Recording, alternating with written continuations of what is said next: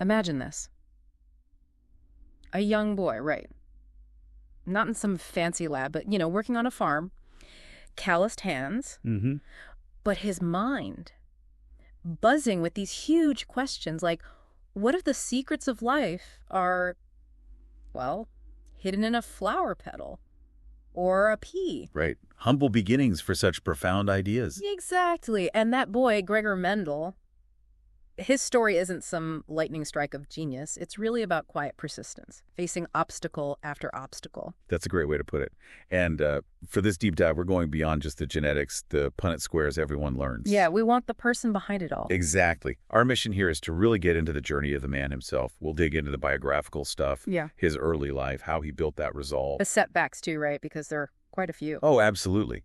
The things that could have stopped him. Then, of course, those famous experiments in the monastery garden. Done pretty much in isolation. Right. And how his ideas were first received, or rather, not received. The cold shoulder from the scientific community. Then his later life, beyond the peas. And then finally, how his work eventually just exploded in importance. It's a real human drama mixed with, well, scientific revolution. Okay, so let's start right there at the beginning. Young Gregor, Silesia. It doesn't sound like he was exactly destined for scientific greatness from the get-go. No, not at all. He came from a family with limited means. Farming life was pretty much the expected path. But he had that spark, that curiosity. Definitely. You could see it early on, and luckily he did get some education. But it wasn't easy. How so? Well, a lot of personal cost involved. Yeah. Isolation, constant money worries.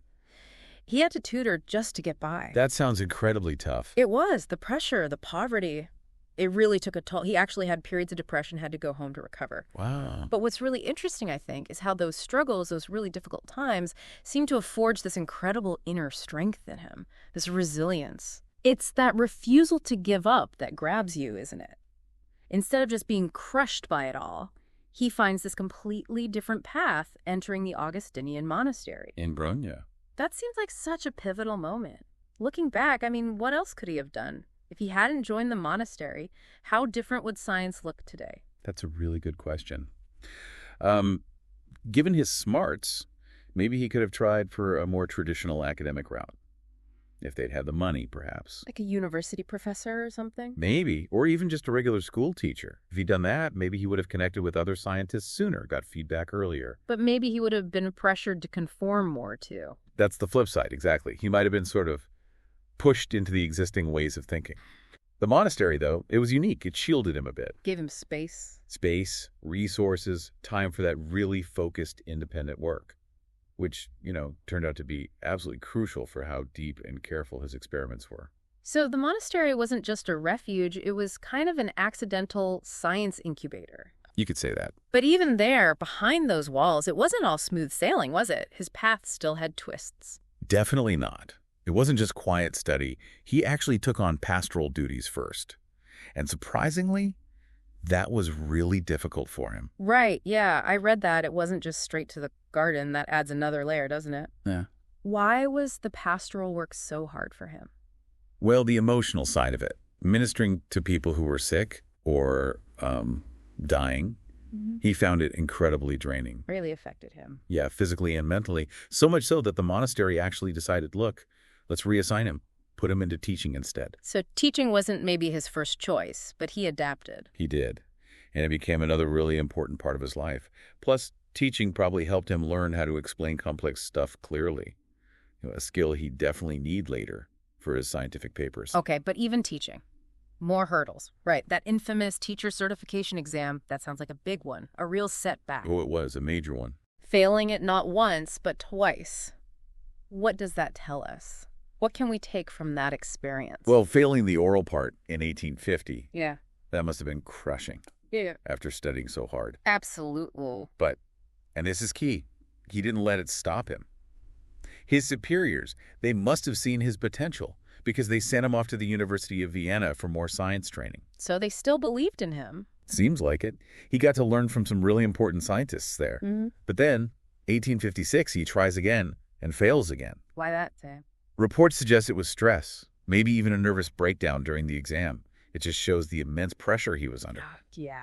But these failures, they probably hammered home the need for, meticulous preparation and resilience how to handle that kind of intense scrutiny. It wasn't just about knowing the facts. So he's learning from top minds in Vienna. He's really immersed in science.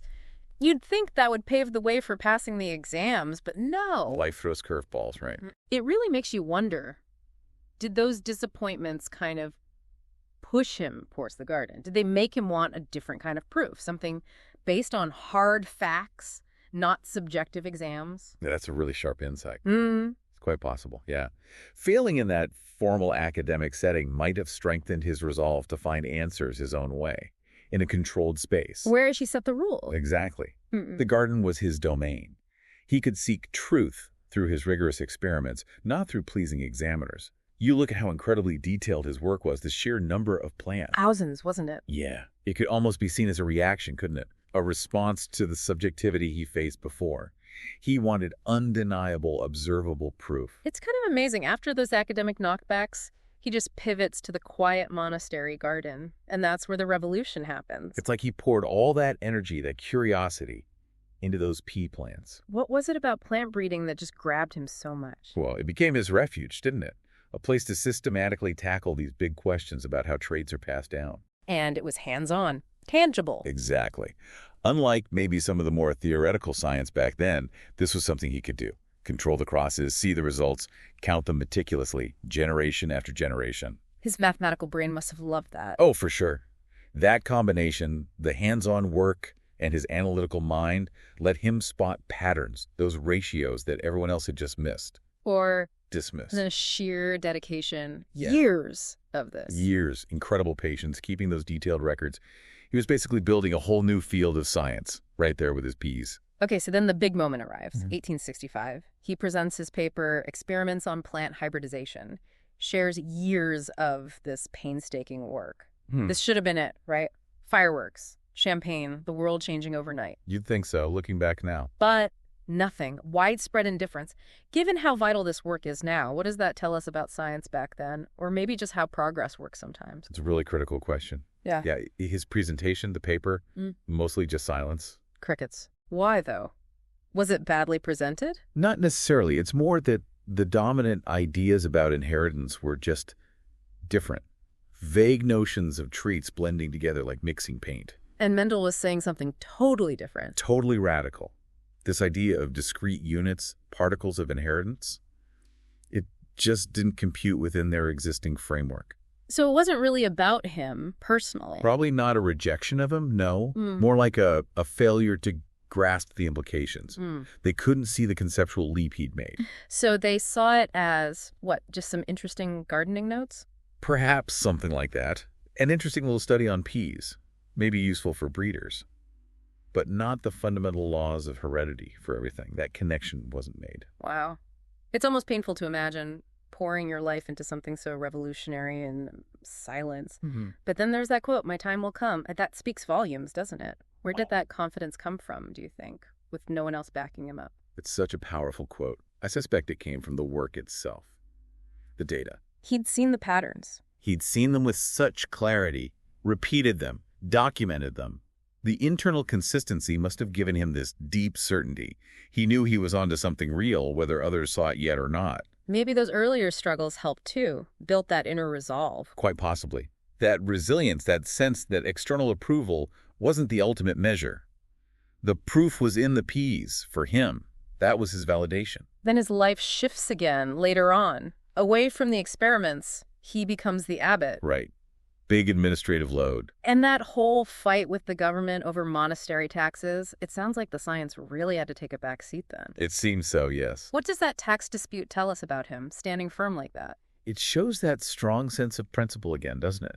A willingness to fight for what he thought was right, even against powerful opposition. A man of integrity. Exactly. That same sort of determination he applied to his science, maybe? Even though these duties pulled him away from the garden, it shows another side of his character, that commitment. So he passes away, never seeing his discoveries change the world. No, he never did. It takes until, what, the early 1900s for his work to be rediscovered, and then boom, biology is turned upside down. It really makes you think about the long game of science. It absolutely does. Decades go by. Then other scientists working independently on similar problems, they stumble across his paper. exactly. People like De Vries, Correns, von Schirmack. They find Mendel's work, and suddenly their own results make sense. It's like finding the Rosetta Stone for heredity. He'd already laid it all out. Meticulously. Those principles he described became the bedrock of modern genetics, revolutionizing medicine, agriculture, evolution, everything.